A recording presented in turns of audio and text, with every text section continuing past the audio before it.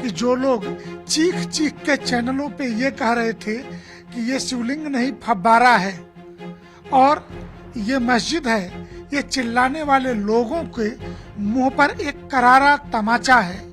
पांडवों ने कौरवों से सिर्फ 5 गांव मांगे थे, हमने तो सिर्फ 3 स्थान मांगे थे। आज भी वक्त है, देश संविधान से चलेगा, शरिया से नहीं चलेगा। मौलाना जो बोलेंगे उससे देश नहीं चलेगा, संविधान से चलेगा, कोर्ट से चलेगा। हमारे धैर्य की परीक्षा मत लीजिए, हम आपके सब्र का कोई इम्तहान नहीं ले रहे। आपको भी सत्य पता है और हमें भी सत्य पता है, इसलिए सत्य को समाज के सामने आने दीजिए। हमें अब पूजा का अधिकार चाहिए। हम बाबा विश्वनाथ अपने विश्वेश्वर महादेव की हम पूजा करना चाहते हैं। हम समाज से इतना ही कहेंगे, उस मुस्लिम समाज से, कि आप समझो, हमारी व्यवस्थाओं को भी समझो, हमारी मान्यताओं को भी समझो। समझोगे तो अच्छा रहेगा, नहीं समझोगे तो हमें भी लेना आता है। शिव भक्तों का सालों का सपना पूरा होने जा रहा है। ज्ञानवापी को लेकर एएसआई की सर्वे रिपोर्ट आ चुकी है और इस रिपोर्ट में साफ तौर पे ये लिखा गया है कि एक प्राचीन मंदिर को तोड़कर वहां पर ज्ञानवापी मस्जिद का निर्माण किया गया था। इसी मुद्दे पर बातचीत के लिए हमारे साथ मौजूद है केंद्रीय संत समिति के राष्ट्रीय महामंत्री स्वामी जितेंद्रानंद सरस्वती जी। गुरु जी, इस रिपोर्ट को किस तरीके से देखते हैं और जिस बात को लेकर आप पिछले 40 सालों से लगातार आप लोग जिस बात का उल्लेख कर रहे थे, कुछ वही बातें अब वैज्ञानिक तरीके से भी उस पर मुहर लग गई है। बड़ों ने एक बात कही, इस देश की 3000 से लेकर 3 लाख तक की संख्या दी कि ऐसी मस्जिदें जिनकी नींव को खोद करके देखिए तो कोई न कोई मंदिर ही मिलेगा, परंतु हम 3 पर, अयोध्या, काशी और मथुरा, ये हमारे सम्मान का प्रश्न था। राम, कृष्ण और शिव, हम इस पर अड़े रहे और आज एएसआई की रिपोर्ट, हम यूं कहें कि एएसआई की रिपोर्ट के आधार पर ही हमने अयोध्या का भी केस जीता है।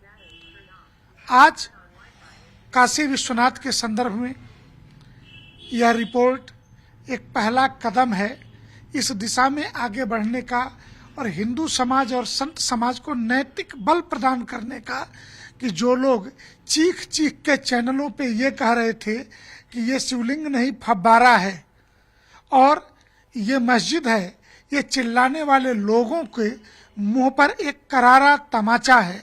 एएसआई की यह रिपोर्ट, हम इस रिपोर्ट का स्वागत करते हैं।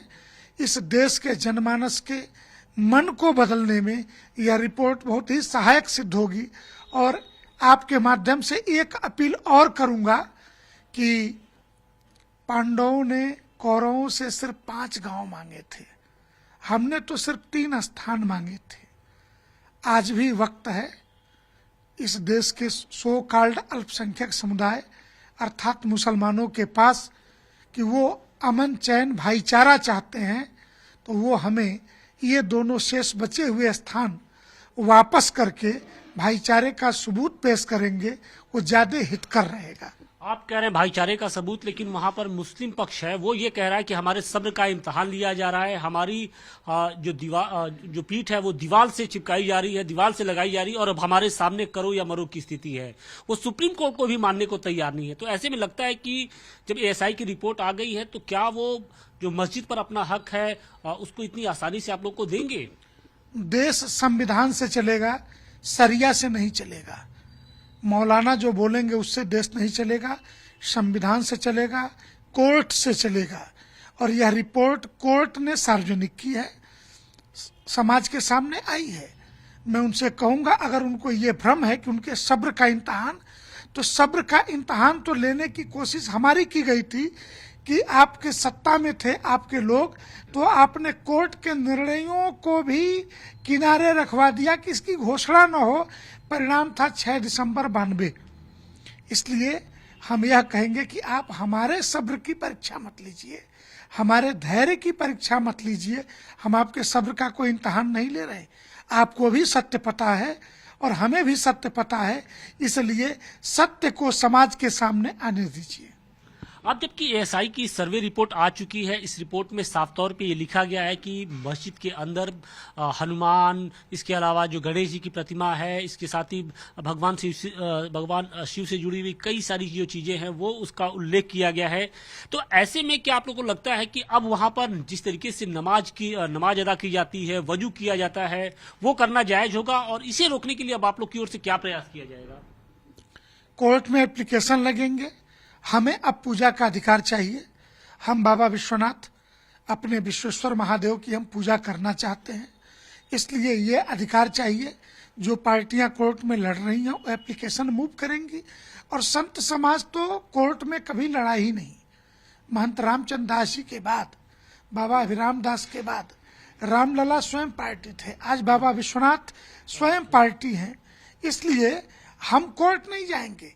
हम समाज से इतना ही कहेंगे, उस मुस्लिम समाज से, कि आप समझो, हमारी व्यवस्थाओं को भी समझो, हमारी मान्यताओं को भी समझो।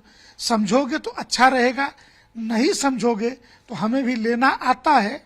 देश का नहीं, दुनिया का हिंदू समाज जग गया है, इसलिए अच्छा होगा आइए वार्ता की मेज पर और ज्ञानवापी को हमें वापस दीजिए। क्या लगता है कि जो सर्वे रिपोर्ट में जो चीजें सामने आई उसके बाद जो गैर हिंदू है उनका वहां पर प्रवेश वर्जित किया जाए और नमाज पढ़ने पर प्रतिबंध लगाया जाए? अभी यह कहना जल्दीबाजी होगी। ये कोर्ट को निर्णय लेने दीजिए कि गैर हिंदू का प्रवेश होना चाहिए कि नहीं। लेकिन एक बात मैं जरूर कहूंगा प्रशासन से कि वहां पर जो पार्टी है वही नमाज अदा करें। बनारस के लोग नमाज अदा कर रहे हैं अभी तो करें, परंतु ये बांग्लादेशी और विदेशी व्यक्ति आके, क्योंकि थ्रेट और बढ़ गया, सुरक्षा के पुख्ता इंतजाम होने चाहिए। और विदेशियों को वहां आकर के नमाज पढ़ने की, गैर जनपद से आकर के यहाँ नमाज पढ़ने की छूट कतई नहीं मिलनी चाहिए। यह रिपोर्ट 839 पेज की है और 308 प्रकार के साक्ष्यों के आधार पर एएसआई ने अपनी प्रतिवेदन को प्रस्तुत किया है।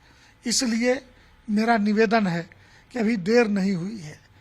इस देश में हमको आपको एक साथ चलना है, कहीं यह देर न हो जाए, ताकि आप ये कहने के लायक भी न बचे कि हमने दिया।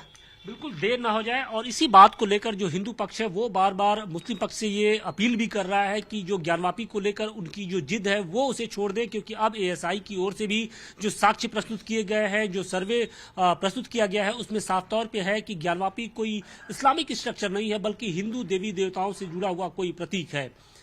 वाराणसी से विशेष पांडे के साथ आशुतोष सिंह, टाइम्स नाउ, नव भारत।